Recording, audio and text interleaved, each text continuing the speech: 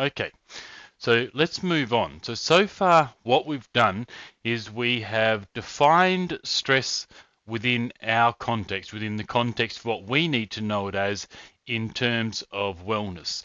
So we've defined that stress is a physical and emotional reaction to a stressor, that the stressor is the situation or the event that causes the stress reaction to occur, and we looked at distress, which is a negative state of stress. So that's when the stress is prolonged or it's severe or it's chronic, and for some reason the normal responses are starting to become maladaptive. That is distress. And we also looked at eustress, which is happy stress. So when we're excited and we're happy about a particular situation, we're looking forward to it, we're anticipating it, we're starting to get that sense of excitement and joy. All of that is still a stress state, but it's a eustressful state, it's a positive stressful state. We put all of this into context of the general adaptation syndrome model, where we have the three stages: the alarm stage, the resistance stage, and the exhaustion stage. And obviously what we want to do as much as possible is to respond to the stress before we get to the exhaustion stage, because in that way it's just a matter of us changing lifestyle or putting in place some specific strategies for helping us to manage that stress before we get to the exhaustive stage and we get into the maladaptive part of the cycle, where things may start to physiologically and mentally and emotionally go wrong. And if that is the case, then it goes beyond the wellness paradigm and into the health professional seeking treatment time. So as we are aware, there are many different types of stresses, and we can group them into physical stresses, such as illness, for example. There's mental and emotional stresses, which could be the effect of grief, for example, or the effect of some aggression situation that occurred, or perhaps it's also the effect of past trauma that's still affecting us. Financial stress is a very big area of stress for people these days. Cost of living is constantly increasing, but wages aren't keeping up. People's debt levels are increasing constantly because they're using more and more credit in order to meet expenses. So they're effectively living beyond their means, and so financial pressures increase. More and more workers are losing jobs and being made redundant, and that just adds to it. Of course, there's also a whole generation of people who are still very, very highly dependent upon social security payments and Centrelink payments and pensions, or there are people at the moment who are living on the proceeds of superannuation, but because the superannuation only came in the early 80s, early to mid 80s, and prior to that there was no compulsory superannuation, and so for the older generation now, the earlier part of their working lives, there was no contribution to that superannuation, and so they're now at a point where their superannuation is not sufficient necessarily to fully support them. And so even if they've got that superannuation pension there, for example, it's usually it's not sufficient necessarily. So we see a lot of people having to downsize homes and lifestyles in order to cope with that. Probably the biggest stress that's affecting most people these days is work-related stress. And this is being recognized increasingly in the research that work-related stress is a significant contributor to issues with health, well-being, and wellness. It's recognized also by World Health Organization as being one of the single largest stressors there is, our work. This is because we're working longer hours for sometimes for no more pay, or even if we are getting paid, the demands on us are very high. the fact that our workplaces now have constant communication with us through emails and messaging services, so on and so forth. The fact that we're constantly connected. In the past, when we didn't have mobile phones and we didn't use email, for example, once 5 o'clock came around and you packed up and you left work, it didn't matter how urgent something might be.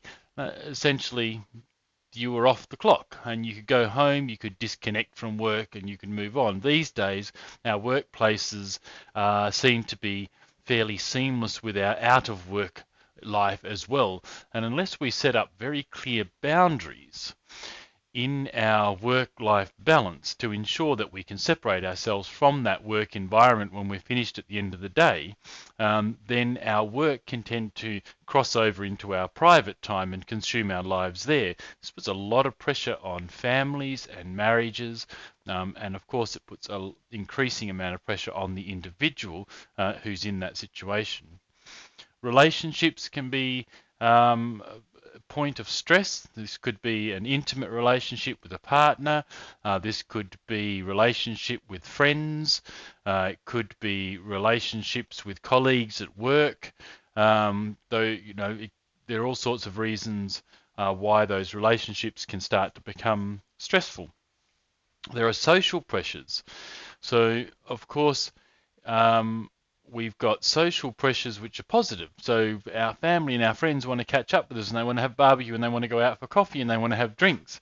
But when we're trying to fit all of that social time in amongst our study for our final exams and writing our assignments, then often what happens is we start to allow or we indulge the social aspect and put increasingly more tight time constraints on the other elements that are going on in our lives, which increases that stress. And so we need to have strategies in place where we say to family and friends, I'm studying at the moment, or look, I've just got this work that I have to do at the moment, so I can't make it for now. Can we reschedule for another time? Can we deal with that? Or I can't go out, but why don't you come around? Let's have coffee here, catch up, and then I can go straight back to work or something like that. We have to have a way to deal with that. But we've also got more subtle social pressures that people are not really necessarily conscious of being affected by, but those social pressures are there.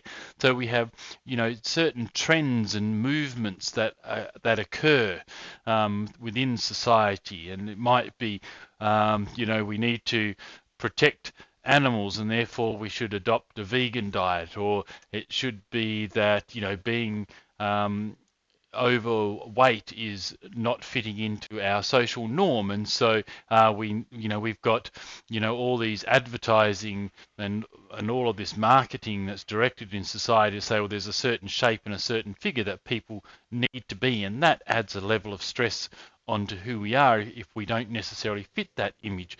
We've got social pressures of what people should be doing for work or what they shouldn't be doing for work, or we've got a lot of social pressure coming in these days about being environmentally conscious, and you should be recycling, and you should be living much more sustainably, and you should be reducing consumption. Here in Victoria, for example, we've recently gone through, the removal of single-use plastic bags from supermarkets, which had this whole great big social kind of movement that was built around that. And, all these things are very good, but that can create levels of stress on people when they're having to respond and adapt to new situations in the world. And so those social pressures can be lots and lots and lots of little small things that accumulate together to create quite a significant stress load on people. And there's demands on our time. So somehow we have to fit in work, and we have to fit in family, and we have to fit in study.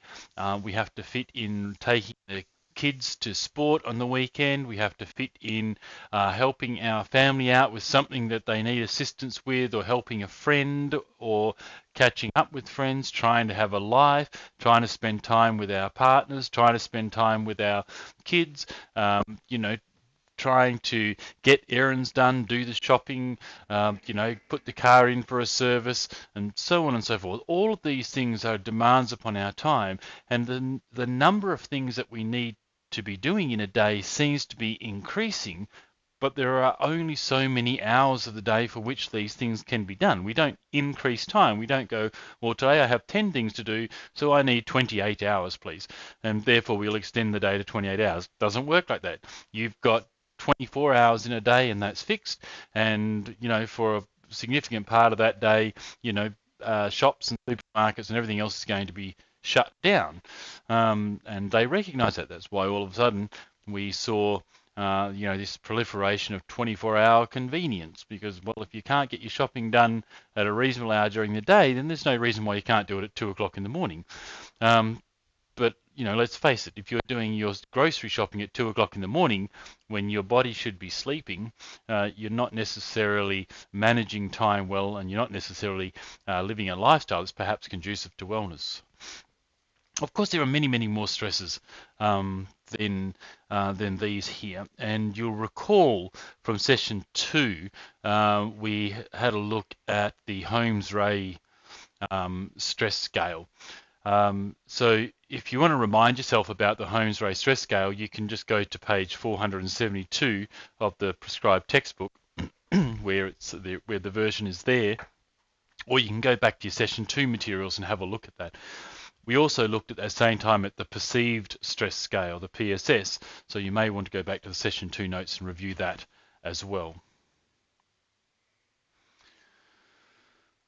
So, as we've been talking about so far, there are effectively two major categories of stress. There is an acute stress response that occurs. That is a normal stress response. We want that acute stress response to happen. We want that fight-flight response to kick in. That is what initiates our whole adaptive processes in order to survive. Okay? If we're going to be chased by a saber-toothed tiger, or we're going to step out in front of a car because we were distracted by our mobile phone, we want that fight-flight response to kick in instantaneously and give us the best chance to react, respond, and get out the way as fast as we possibly can. It's the response we need to deal with an immediate threat. We also have the point where we start to proceed from the acute into the chronic stress state. And so in order for that to happen, we have this adaptive processes that go on. So once the immediate threat is over, if the stresses still need attending to, we move into these adaptive processes to help maintain our homeostasis while we're getting through that stress period, that stressful period.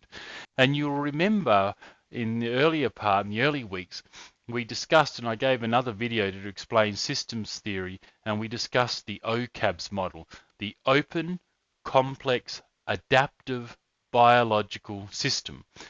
And there, the key term that we're talking about here is it's adaptive.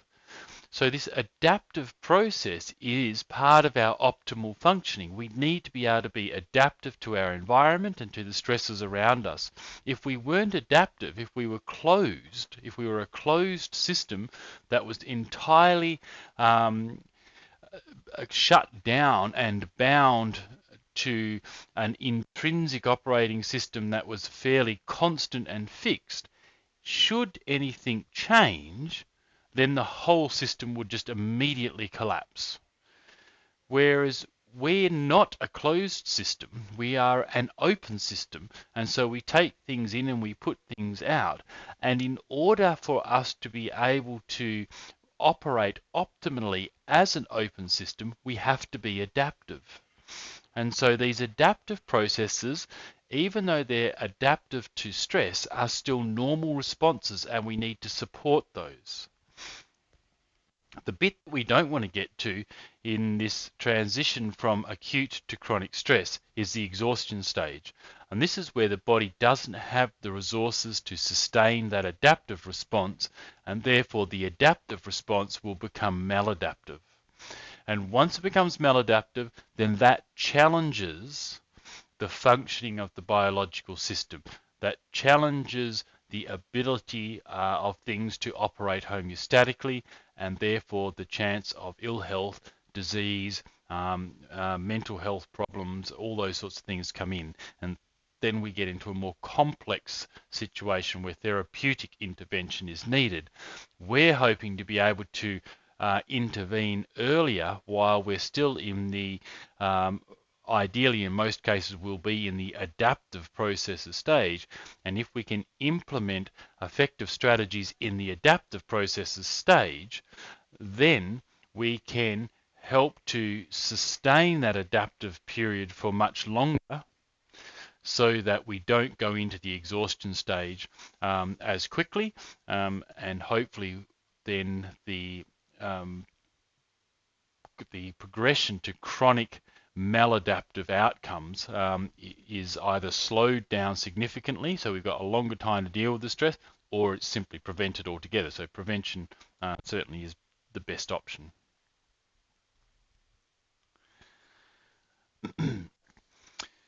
The thing with the acute stress response is that it actually initiates a pro-inflammatory processes within our body. And that is because in that acute stress state, from an evolutionary perspective, when you were being chased by the saber-toothed tiger, the risk of damage to our tissues was quite high. And so in order to speed up the repair of those tissues, in order to make sure that our immune system was hyper vigilant to protect us against injury and infection and whatever else may set in, the acute stress response really initiates a pro-inflammatory response and an immune heightened response in order to help protect and repair the body as quickly as possible as a result of this acute encounter with a stressor. Now that's perfectly fine, and that's exactly as I've said all along. The acute stress response is what we want to happen. We want these things to happen. The issue comes when the chronic stress prolongs those pro-inflammatory processes. And research has shown us that this leads to chronic inflammatory health disorders. It's kind of this phrase that's passed around a lot now that turns around and says that the underlying issue of every known disease or health effect in humans is all to do with inflammation. And when we look at the major chronic diseases, the chronic lifestyle diseases that are affecting humans, we know quite definitively that they are all related to inflammation. You look at cardiovascular disease, by far still the biggest biggest cause of mortality and morbidity. It is almost 100%. It's very close to 100% being entirely lifestyle related, and what we can see with the obesity and the insulin resistance, the development of the diabetes, the development of hypertension, the peripheral vascular disease, the cardiovascular disease, all of these things, is there is a significant inflammatory element to these, and that is often because of the stressors that are placed on the body through diet, environment, lifestyle, inactivity, and so on and so forth. There was a recent article released by Rohleder, and he comes up with an interesting point. He believes that more attention needs to be paid to this transitional phase of acute to chronic stress to better understand the relationship between stress and health or ill health. And I've provided you here with the abstract to that paper, and it's a very interesting paper, so you may wish to go into the library databases where it's available, pull it out and have a read through that. So he raises some good points here that we've been discussing, that stress helps us navigate our environment and to respond appropriately to the threats. But the problem is that the stress leads to these inflammatory mechanisms, And therefore, if the stress is chronic, the inflammatory response is chronic, and then we have this impact on our health. And he's saying that it's this transition between the acute and the chronic stress response, where in the acute stress response, we want that pro-inflammatory process to be occurring, but in the chronic response, the pro-inflammatory effect, which is designed to actually protect us initially, is now actually becoming destructive. And so we need to understand how this phase transition from acute to chronic occurs, so we can study the physiological processes in there and see if we can provide some protection.